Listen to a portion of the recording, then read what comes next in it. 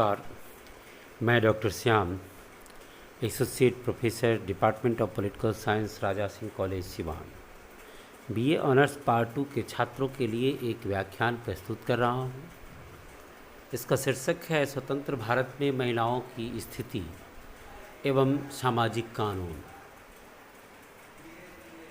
ये status of women's after independence and act passed by Indian government. आज स्वतंत्र भारत में जो हम महिलाओं की स्थिति देख रहे हैं वह बरसों तक सरकारी और गैर सरकारी संगठनों तथा कई समाज सुधारकों के प्रयासों के परिणाम स्वरूप जो स्थिति बनी है उसी का परिणाम है। मध्यकाल में स्त्रियों की स्थिति बहुत ही बुरी थी, उसकी तुलना में आज स्वतंत्र भारत में स्त्रियों की स्थिति बहुत ही बेहतर बनी है। हालांकि अभी भी इस दिशा में बहुत कुछ काम करना बाकी है। एक ह्यूमन बीइंग्स के रूप में अभी भी महिलाओं को स्थापित होने में कुछ वक्त लगेगा। फिर भी हम कह सकते हैं कि उस मध्यकाल की तुलना में आज की जो भारतीय स्त्री है वह पुरुषों के साथ कंधे से कंधा मिलाकर हर क्षेत्रों में अब कार्य कर रही है। उन्हें तलाक का अधिकार दिया गया है, पारिवारिक संपत्ति में भी उन्हें उत्तराधिकार दिया गया है। अब वो राजनीतिक क्षेत्र में भी महत्वपूर्ण भूमिका निभाने लगी है। स्थानीय स्तर पर पंचायतों में उनको आरक्षण दे दिया गया। राज्य विधानसभा और लोकसभाओं में आरक्षण के लिए भी बात चल रही है। कई बार इसके लिए विधेयक भी लाया गया है, लेकिन कुछ दलीय खींचतान के चलते अभी यह आरक्षण महिलाओं को नहीं मिल पाया है। फिर भी आज की नारी, आज की स्त्री पहले की तुलना में बहुत अधिक बेहतर बनी है। अब वह पुरुषों पर उतना आश्रित नहीं रह गई है। अब वह जो पति की दासी की भूमिका में थी, अब दासी से उनका जो जीवन है वह जीवन साथी की स्थिति में, दशा में या दिशा में बढ़ता जा रहा है। स्वतंत्रता प्राप्ति के बाद खास करके उनकी शिक्षा के क्षेत्र में बहुत अधिक प्रगति हुई है। औद्योगिकरण, नगरीकरण, एकाकी परिवार की संख्या में वृद्धि हुई है। स्त्रियों के सामाजिक चेतना का भी विकास हुआ है। अंतरजातीय विवाह को प्रोत्साहन मिला है सरकार के द्वारा, समाज के द्वारा, और अब प्रचलन में भी अंतरजातीय विवाह अब दिखने लगा है। राजनीतिक चेतना, वैधानिक सुविधा जैसे कई कारक हैं जिसने स्त्रियों की स्थिति को पुरुषों की बराबर, अभी बराबर तो लाने में सहायता दी है। अभी हम इसे पूर्ण रूप से बराबर तो नहीं कह सकते हैं। अभी जो स्थिति है स्त्रियों की, उसे अभी पूर्ण रूप से स्त्रियों के पुरुषों के बराबर नहीं कहा जा सकता। लेकिन फिर भी ये मध्यकाल की तुलना में आज स्त्रियों की स्थिति बहुत सुधरी है। खास करके राजनीति में प्रवेश करके वो महत्वपूर्ण पदों पर पहुंची है। आज वो जो रोजगार की दिशा में भी काफ़ी आगे बढ़ी है। शिक्षा का प्रचार से उनके व्यक्तित्व के विकास में भी बल मिला है। आज बाल विवाह लगभग समाप्त हो गया है। आर्थिक स्वतंत्रता स्त्रियों को भी प्राप्त हुआ है। वो भी अब सरकारी नौकरियां कर सकती हैं, प्राइवेट नौकरियां करती हैं। साथ ही साथ वो अपना उद्योग धंधे भी चला रही हैं। इस क्षेत्र में भी महिलाएं आगे बढ़ी है। तो प्रजातंत्र की जो शासन पद्धति भारत में अपनाया गया और उसके कारण स्त्रियों को भी पुरुषों के बराबर मतदान का अधिकार दिया गया, जिसके चलते स्त्रियों की स्थिति जो है वो पुरुषों के बराबर बनी है। और अभी भी हालांकि बहुत से सारे क्षेत्रों में स्त्रियों की जो स्थिति है वह कमज़ोर है। नारी हिंसा की खबरें आज भी आती रहती हैं और कई विकृतियां आज भी समाज में कायम हैं, जैसे दहेज प्रथा, जैसे नारी भ्रूण हत्या आदि आदि कई विकृतियां अभी भी समाज में मौजूद है। फिर भी हम इसे कहें कि मध्यकाल के तुलना में आज भारतीय महिलाओं की स्थिति बहुत ही बेहतर बनी है, तो इसमें कोई अतिशयोक्ति नहीं है। हालांकि इस दिशा में अभी और कार्य करने की ज़रूरत है। हम स्वतंत्र भारत के बाद में कुछ जो कानून बने हैं जो महिलाओं की दिशा में सुधार के लिए बहुत ही महत्वपूर्ण साबित हुए हैं, वैसे कुछ कानूनों पर दृष्टिपात करें तो सबसे पहले 1954 में एक एक्ट पारित हुआ, स्पेशल मैरिज एक्ट। इस एक्ट के द्वारा भारतीय को, चाहे वो किसी भी धर्म या जाति के हो, वो जो भारतीय स्त्री पुरुष हैं वो किसी भी धर्म या जाति के हो, न्यायालय की सहायता से विवाह कर सकते हैं यानी कि कोर्ट मैरिज कर सकते हैं। आज हम देखते हैं कि इस कोर्ट मैरिज का प्रचलन कितना अधिक बढ़ गया है। इसके बाद 1955 में हिंदू विवाह अधिनियम पारित हुआ, हिंदू मैरिज एक्ट 1955।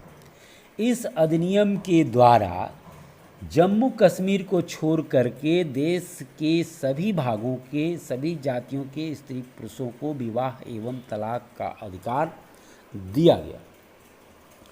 इसके बाद 1956 में हिंदू उत्तराधिकार अधिनियम, हिंदू सक्सेशन एक्ट 1956 पारित किया गया और इस एक्ट के द्वारा स्त्री पुरुषों को संपत्ति में समान उत्तराधिकार का अधिकार प्रदान किया गया।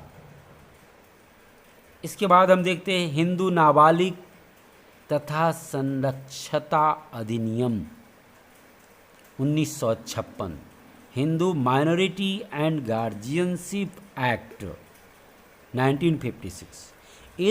इस अधिनियम के द्वारा पिता की मृत्यु के उपरांत माता को संरक्षक बनने का अधिकार प्रदान किया गया। यानी जो माइनर बच्चे हैं, नाबालिग बच्चे हैं, उन नाबालिग बच्चों के संरक्षण या संरक्षक बनने का अधिकार माता को प्रदान किया गया। यानी यदि दोनों में, स्त्री और पुरुष में दोनों में अलगाव होता है, तलाक होता है, तो वैसी स्थिति में जो बच्चे नाबालिग है वो किनके पास रहेगा। इस दिशा में ये कानून पारित किया गया कि जो नाबालिग बच्चे हैं वो माता के संरक्षण में दिए जाएंगे। नेक्स्ट बना हिंदू दत्तक ग्रहण और भरण पोषण अधिनियम 1955, Hindu adaptation and maintenance act 1955। इस अधिनियम के द्वारा गोद लेने तथा स्त्रियों और उनके आश्रितों के भरण पोषण हेतु अधिकार की व्यवस्था की गई।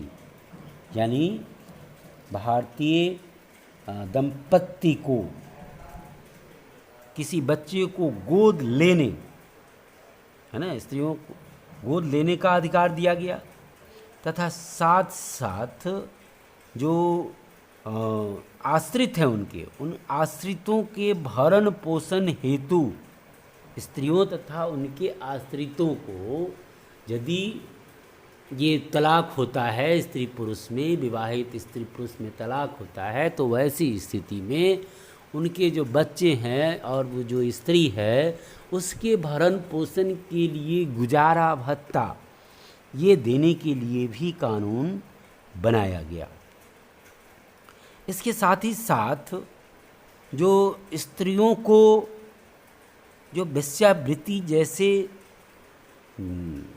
शर्मनाक पेशे में धकेल दिया जाता है, उससे अनैतिक व्यवहार, जो देह व्यापार में जो उसको झोंक दिया जाता है, इससे उनको बचाने के लिए एक कानून 1956 में लाया गया, suppression of immoral traffic in women and girls act 1956। इस एक्ट के द्वारा किसी लड़की को और किसी स्त्री को वेश्यावृत्ति के धंधे में और उसे अनैतिक उसके साथ किसी स्त्री के साथ अनैतिक व्यवहार करने आदि को रोकने के लिए और इस वेश्यावृत्ति के धंधे में उसको धकेलने से रोकने के लिए कानून बनाया गया। एक और कानून जो महत्वपूर्ण कानून है, ये 1961 में पारित किया गया दहेज प्रथा को रोकने के लिए। दहेज प्रथा को रोकने के लिए 1961 में डोअरी प्रोहिबिशन एक्ट पारित किया गया। 1984 और 1986 में भी दहेज निरोधक अधिनियम पारित किया गया। इसमें 1961 में जो अधिनियम पारित किया गया था, उसी अधिनियम को और अधिक कठोर तथा कारगर बनाने का कोशिश किया गया। दहेज के विरुद्ध जो अपराध है उसको अब कॉग्निजिबल यानी गैर जमानती अपराध घोषित किया गया तथा इसमें अब अभियुक्त को ही ये बातें साबित करनी पड़ेगी कि वह निर्दोष है। यानी कि यदि किसी व्यक्ति के ऊपर, किसी पुरुष के ऊपर कोई स्त्री दहेज अत्याचार या दहेज मांगने जैसे आरोप लगाती है, तो इसमें यह पुरुष को साबित करना पड़ेगा कि वह निर्दोष है। तो इस तरह से ये जो अधिनियम बनाए गए हैं, इन अधिनियमों का मुख्य उद्देश्य महिलाओं की जो स्थिति है, इसमें कोई दो मत नहीं कि हमारा जो भारतीय समाज है ये पुरुष प्रधान समाज रहा है और पुरुष प्रधान समाज होने के कारण महिलाओं की स्थिति यहाँ बहुत ही बदतर होती रही और इस खास करके मध्यकाल में इनकी स्थिति बहुत बुरी हो गई। धीरे धीरे जब अंग्रेज़ों का शासन आया, उसके बाद भारत स्वतंत्र हुआ, तो इनकी स्थिति में धीरे धीरे बदलाव हुआ है और इन बदलावों के कारण आज महिलाओं की स्थिति बहुत ही बेहतर हुई है। फिर भी अभी इस दिशा में अभी और बहुत ही कार्य किया जाना बाकी है, क्योंकि हमारा समाज जो है वो पुरुष प्रधान समाज रहा है। हमारी मानसिकता उसी के अनुरूप बनी हुई है, इसलिए अभी इसको सुधरने में थोड़ा समय लगेगा सामाजिक स्तर पर और व्यवहार में। लेकिन फिर भी इन कानूनों के द्वारा जो कुछ अंग्रेज़ों के शासनकाल में बनाए गए, कुछ भारतीयों के शासनकाल में बनाए गए, कुछ समाज सुधारकों के द्वारा जो प्रयास किया गया शिक्षा के द्वारा, और जो हमारा प्रजातांत्रिक जो सरकार है इसके द्वारा, इन सब परिस्थितियों ने मिलकर के महिलाओं की स्थिति में सुधार लाने में बहुत अधिक योगदान दिया है।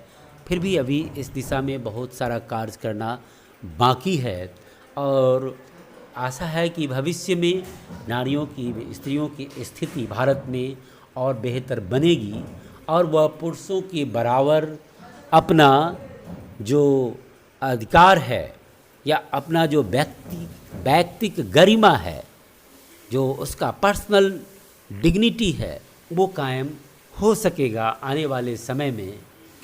इसी आशा के साथ आज के व्याख्यान को मैं विराम देता हूँ। धन्यवाद।